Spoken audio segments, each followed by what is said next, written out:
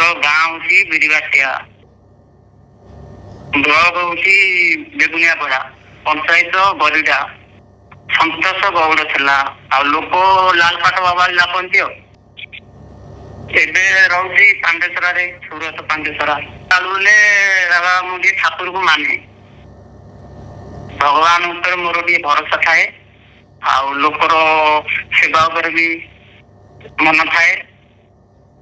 ଆଉ କିଛି ମତେ ଏମିତି ଗୋଟେ ରାତି ଭିତରେ ହେଲା ମୋର ପରିବର୍ତ୍ତନ ହେଲେ କହିଲେ ଏମିତି ଆସିଲେ ଜଣେ ବୁଢା ବୁଢୀ 2 ଜଣ ଆସିକିରି ମତେ କହିଲେ ଯା ଜଗତର ସେବା କରେନି କହିଲେ। ଆଉ ସେବା କିଛି ନାହିଁ, ଛୁଇଁ ଖାଲି କୌଣସି କାହାର ଅନ୍ତରା କାଟୁଛି ଅନ୍ତରାକୁ ଟିକେ ବାଡିଦେଇ ତାକୁ ଟିକେ ମାନେ ଧରିଦେବି ସରଧାରେ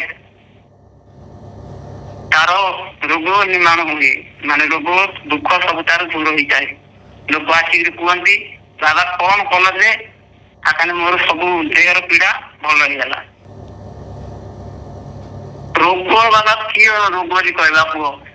ଦେଖନ୍ତୁ କିଏ ଯଦି ବସା ଉଠାଇ ପାରୁନଥିବ ବସା ଉଠାଇ ଯାଉଛନ୍ତି, ଜର ଝାଡା ବାନ୍ତି ଜ୍ୱର ଯେକୌଣସି ପ୍ରୋବ୍ଲେମ ହଉଛି ହଉ, ଆଉ କ୍ୟାନ୍ସର, ଟିଭି, ମ୍ୟାଲେରିଆ, କରୋନା ଟାଇମରେ ବି କରୋନାକୁ ବି ଭଲ କରାଗଲା। ଛୁଇଁବାର ନାହିଁ, ଖାଲି ଏ ପ୍ରଭୁ ଭଲ କରିଦିଅ ଭଲ କରିଦିଅ, ନାଲପାଟ ବାବା ଭଲ କରିଦିଅ ବୋଲି କହିଲେ ଭଲ ହେଇଯାଉଛି। ମୁଁ ବୁଝିପାରୁନି କି ହେଲା ବୋଲି, ମୁଁ ତ ସେଇଟା କହୁଛି, ସେଇ ମନ୍ତ୍ରଟା ଯାହା ମତେ କିଛି ମିଳିଛି ସେଇ ମନ୍ତ୍ରଟା ମୁଁ ଗାଉଛି। ମୁଁ କୌଣସି ଦେବାଦେବୀଙ୍କର ନାଁ ବି ନିଏ ନା। ଦେଖ ମୋର ଆଇଡି ଚାଲିଛି, ଲୋକ ବି ବୁଝିପାରୁନାହାନ୍ତି। ଆଉ କୌଣସି ମୋର ପିଛ ମୁଟା ନଥାଏ କି କୌଣସି ପେଟ କିଛି ନଥାଏ, ଖାଲି ପ୍ରେ କରେ ଏ ନାଲପାଟ ବାବା ଭଲ କରିଦିଅ।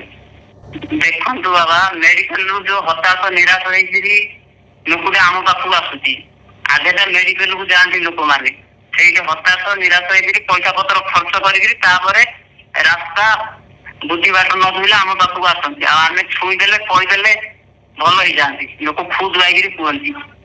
ପ୍ରାୟ କମ ସେ 5-10 ଲକ୍ଷ ଲୋକ ଭଲ ହେଇଛି। ଏ ମନ୍ତ୍ର ଯିଏ ଶୁଣିବ ବାବା ସିଏ ଭଲ ହେଇଯିବ।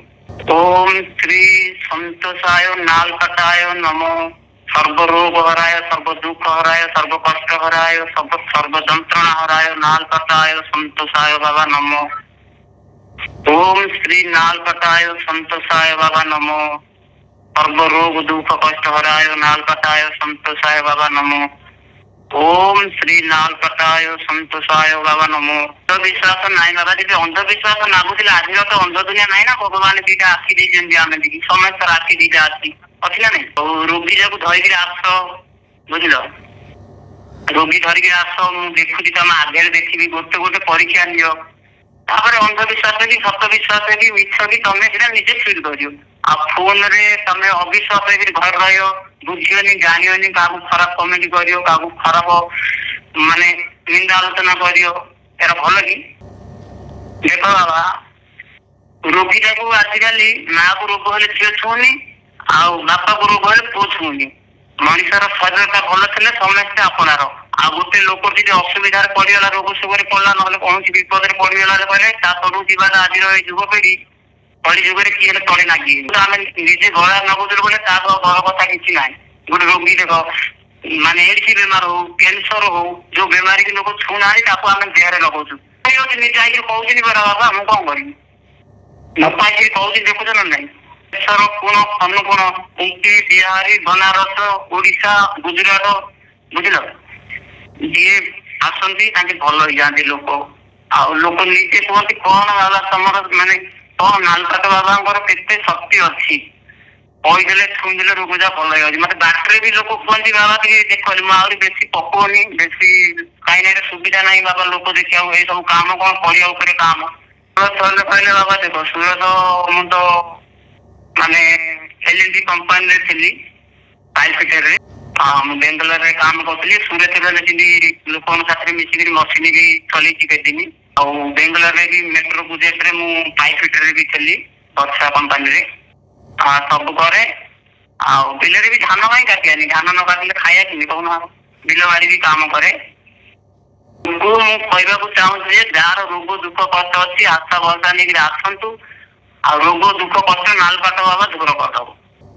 ନାଲପାଟ ବାବା ଆସିଲେ କହିଲେ ବାବା ସେ କାହାକୁ ଛାଡିବନି। ସତ୍ୟ ଧର୍ମ ନ୍ୟାୟ। ମୁଁ ତ କହୁଛି, ମୁଁ କାହାକୁ ବାବା ଦେଖ ପଦଳ ବଚନ କହୁଛି ନା କାହାକୁ ମୁଁ ମଧୁର ବଚନ କହୁଛି। ଆଉ ଲୋକକୁ ମୁଁ ସୁବିଧା କରେ ବାବା। ନାଲପାଟ ବାବା ଯାହା ଭଲ କରିଦେଲେ ବୋଲେ ଭଲ ହେଇଯାଉଛି। ତମେ ଦେଖ